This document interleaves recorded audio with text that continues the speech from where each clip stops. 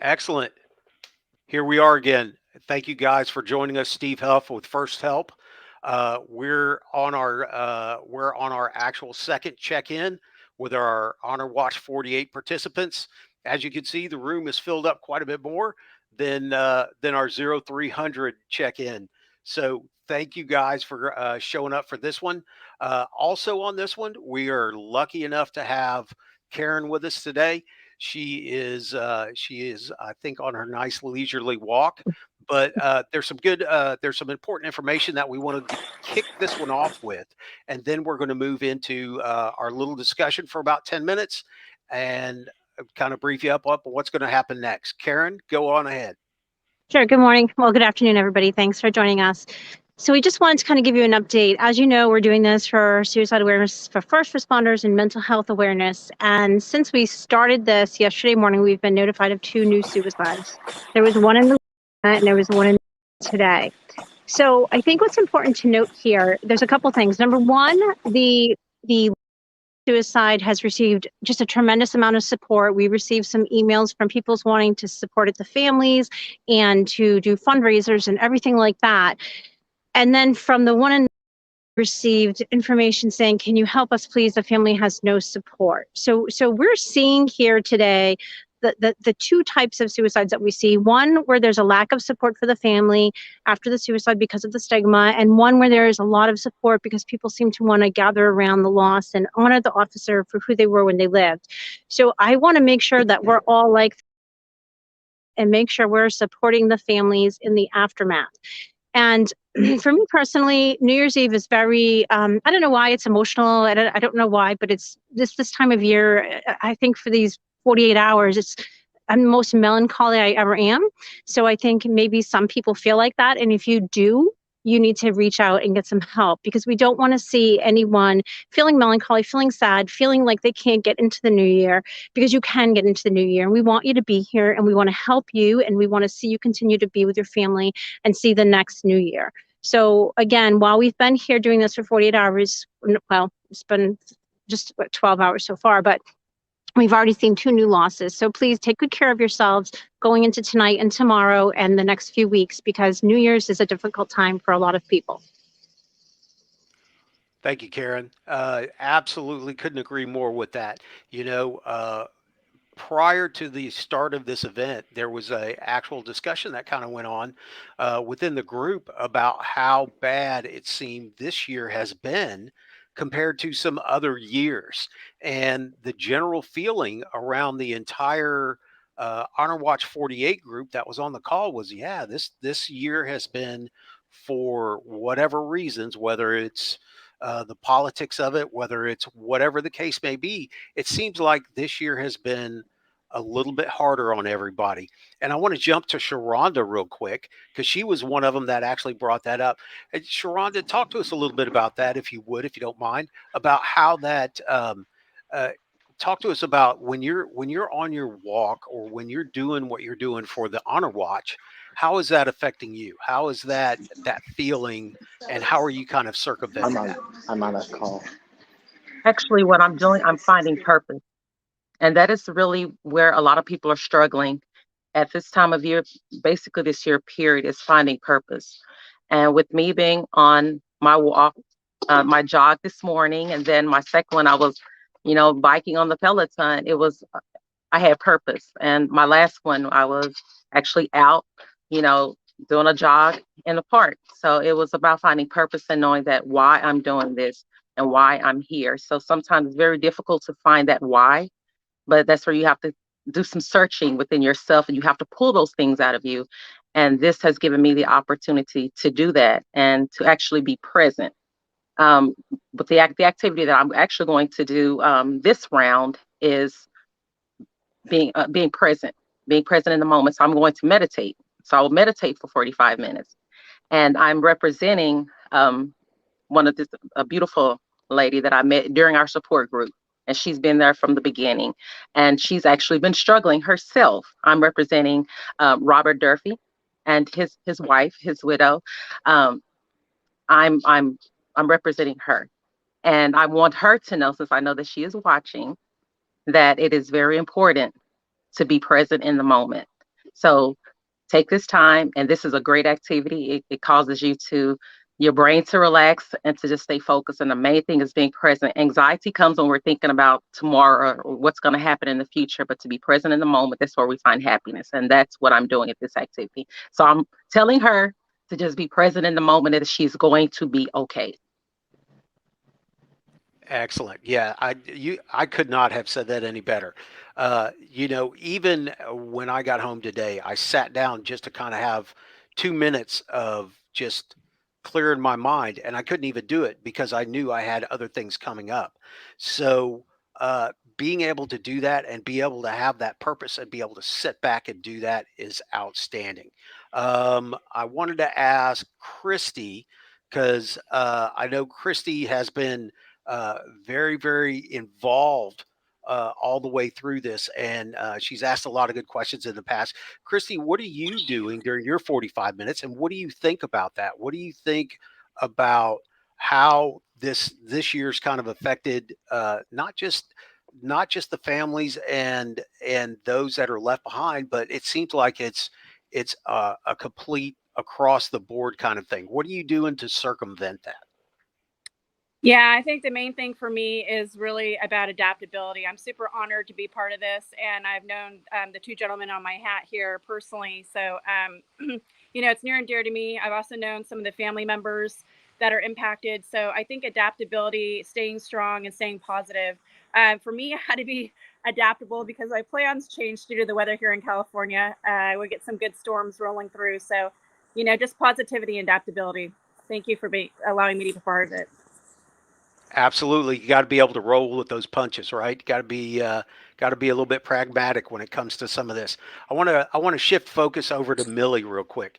Millie, thank you for joining us. I'm really happy to see the group that we have here for this 3 o'clock or 3 o'clock my time. I don't know where you guys are at, so I'm not sure what time it is where you're at, but I'm glad to have you guys here. Millie, tell us a little bit about what you're doing and what that means to you. Yeah, sure thing. Again, thank you for allowing me to be a part of this. I am based in Dallas, Texas, so near Kelly. The weather is great today, so I am very thankful and fortunate for that. Um, During the dinner gala this year, I had the opportunity to sit. It was my first time attending. I had the opportunity to sit with a wonderful family who lost their son. So they're definitely in my mind today, as well as others. I really had no idea the extent to what this organization means to their families and providing support.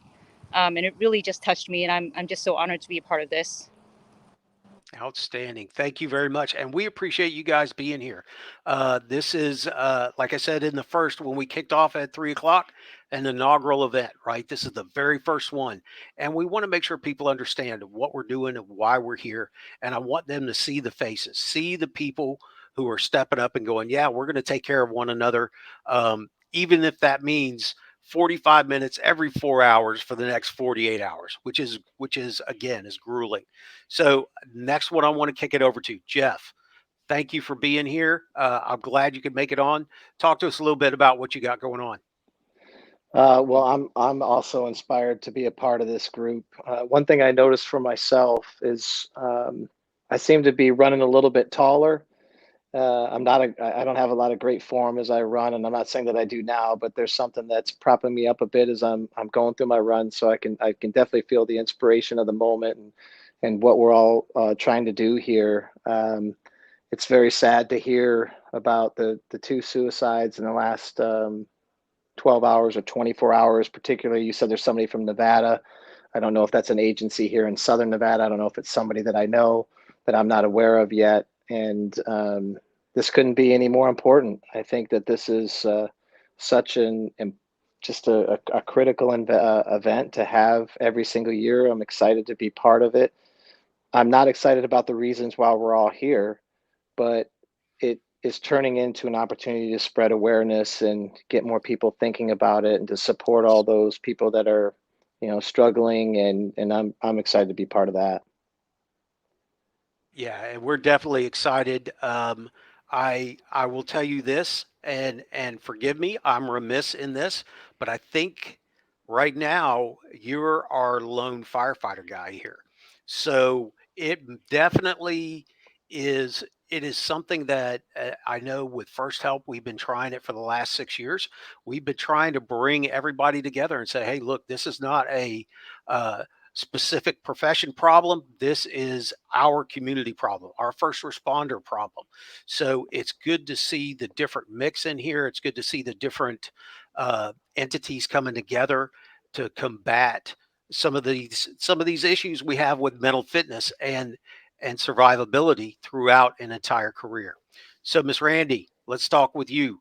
What did you do for your last 45 minutes, and talk to us about how that affects you?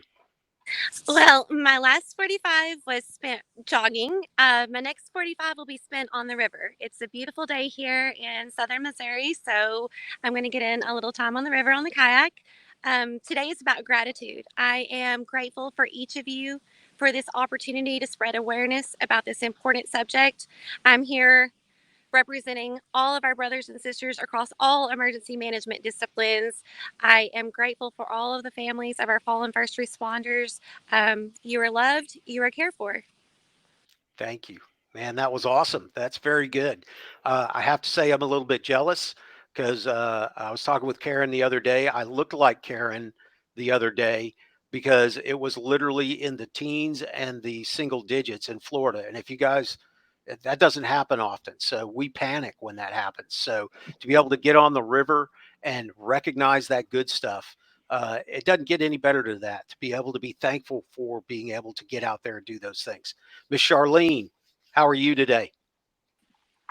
I'm well, sir. Thank you for having me. I have actually got started on my walk. That's what I'm doing on this fourth leg, and I'll tell you the thing that I love. I'm a late comer to the party here, but it's ultra important to me to be able to be with my first net comrades here and celebrate the fact that we are all willing to raise our hand and say we see you, families that have been affected by suicide, and we are with you and we're here to support you no matter what it is. So thanks very much for having me, and I hope everybody has a great rest of the 48 hours.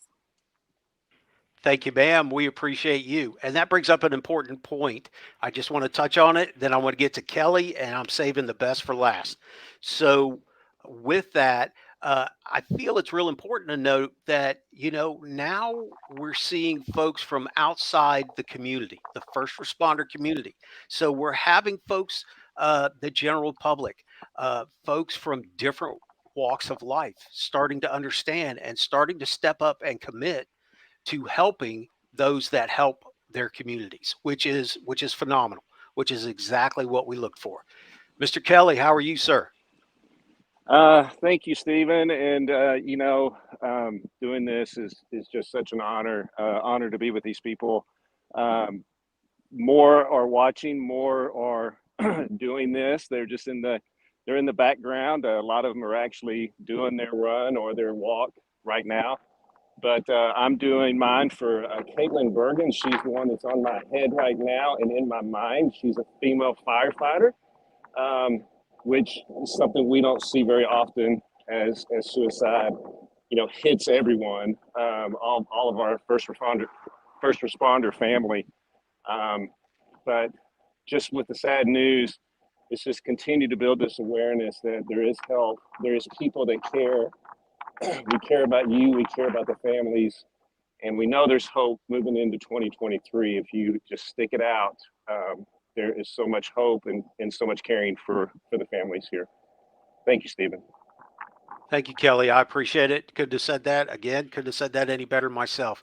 The support network, as you guys are proving here today. Look at the number of people that have accepted this grueling challenge to come up and say, "Yeah, we do care. We want to make a difference in this." And it's going to do nothing but, as you said, Kelly, it's going to get better and better every year. So I definitely saving the last, definitely not least, but definitely for last. Miss Katie, talk to me a little bit about what you did on your 45 minutes. Yeah, so I've been running every leg, and I think what it has proven to me is the deep rooted relationships that I have fostered as a result of this. And it's just making me super appreciative of the people that I have in my life. I don't know if you saw some of the photos of my last two legs. So much support from my friends. They just can't wait to help me. And I was honored to be with two of the widows from my last two runs, joined me to send me off, as well as each one of them brought one of their daughters. So that was awesome. And I'm dedicating this run to Doug Akers. And I met Vaughn, his wife, in Dallas, and she has to be one of the most genuine people I've ever met. I know she's finishing up with Joe, so I hope she sees this. And she was the one that kind of changed my mindset. I was so raw going into Dallas. It was so new and recent and fresh for me. And it dawned on me that the moment that I had this conversation with Vaughn, she changed my mindset to look at to let go of my anger, and she helped me approach Jim's actions and behavior from a sort of compassionate lens and viewpoint. And it's been really helpful in my healing and my journey for me and for my kids. So thank you, Vaughn. And this leg is for Doug Akers. That is Hey, out. Thank go you, ahead. Katie. Oh, sorry, Karen. I was just No, going to you go say, ahead. that's why we call her Mama Vaughn, right? When we were at the dinner, she was literally, she would see folks and talk to folks, and she goes, I'm going to talk to them some more. And she was literally writing names down throughout the entire dinner. So hats off to Mama Vaughn. She is definitely helping some folks out here. Go ahead, Karen. What you got? No, I think that was amazing that Katie said looking at it from compassion, and I'm glad that you had that talk with Vaughn. And that's part of what we're about, is learning from each other and understanding that point of compassion, so that others can accept that as well, as opposed to the anger and the stigma. And I do want to say that this leg I've devoted to Michael Plog. He died in 1989 by suicide, South Carolina. He was South Charleston Police Department, and his nephews have been trying to keep his memory alive. So we have suicides dating back to the 1960s in our database. So I want to make sure that we are all aware that we remember all of them. So unfortunately, they didn't have us at that time, but they've got us now. So they can learn from Vaughn and Katie as well, and make some wonderful memories going forward. Absolutely. It's never too late to start a healing process. No doubt about it. And with the help of people, you guys right here today, I would hope that some of that is going to transfer over, and some folks can start to take a better look inside and start that healing process, or maybe just heal a little bit more. All right, guys, I think I got everybody. We're going to wrap this one up. I thank you guys for joining me. Real quick before we get off of here, Joe Willis, he's doing the I Will Listen Ruck for 2022. He is finishing up his last 40 some odd miles. I think he's got 41, 42 miles. So I know we have that one scheduled right around 6, 7 o'clock. We're going to be a little bit more. We're going to be kind of on his time schedule for that one. I would encourage you guys here that my participants, I would encourage you guys to jump on the call with him and congratulate him on going that extra mile for families and first responders. And you, the audience out there, I would definitely encourage you guys to jump on and watch. So, And okay, Stephen, Chris, yes. just for you too, we'll definitely want to see Joe, and then I think our core group will be back together right before New Year's. So Yes, around sir. 11:30, or 11:30, we'll be planning that one. Yes, sir. Absolutely. Looking forward to ringing in that new year with you guys. So, if nobody's got anything else, Crystal says that he was 12 miles in about 30 minutes ago, which sounds about right. We'll keep up with Joe, and you guys, it's time to get to work. So, go do what you're going to do. I appreciate you being here. For the folks out there watching, I appreciate you watching. Everybody have a good day, and we will see you again in a couple of hours. Thank you, Stay guys. strong, everyone. Stay strong. Thanks, everybody. Absolutely. Bye, guys. Well. Bye.